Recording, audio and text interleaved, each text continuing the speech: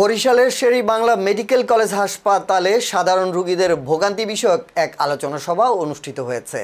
বুধবার 23 জুলাই নগরীর বেলস পার্কে এ মত বিনিময় সভা অনুষ্ঠিত হয়। এতে বরিশালের সাধারণ মানুষ ও শিক্ষার্থী, গণমাধ্যম কর্মী এবং বিভিন্ন রাজনৈতিক দলের নেতৃবৃন্দ অংশ নেন।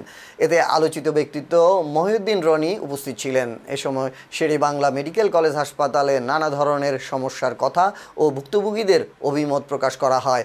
আলোচনা সভা শেষে শের-ই-বাংলা মেডিকেল কলেজ হাসপাতালের পরিচালকের সঙ্গে সৌজন্য সাক্ষাৎ করে বিভিন্ন সমস্যা তুলে ধরা হয়। তিনি এসব বিষয়ে পদক্ষেপ নেওয়ার আশ্বাসও দেন। জাকিরের জন্য আমরা হাততালি দিয়ে ঠিক আছে তাকে স্বাগত জানিয়ে তার কাছে পৌঁছে দিই। Thank you. আপনারা মানে নামাবার অলরেডি জেনে ফেলেন। কোনটাকে করে রাখে যদি তার কাছে 5 টাকা খুশি না থাকে তাহলে তারা সেটাকে 20 টাকা করে রাখে। এটা হচ্ছে তাদের এক্সট্রা লাভ।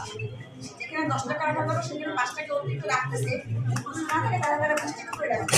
দেন আমি দ্বিতীয় একটা কথা না বললেই নয়, তেলাপোকা।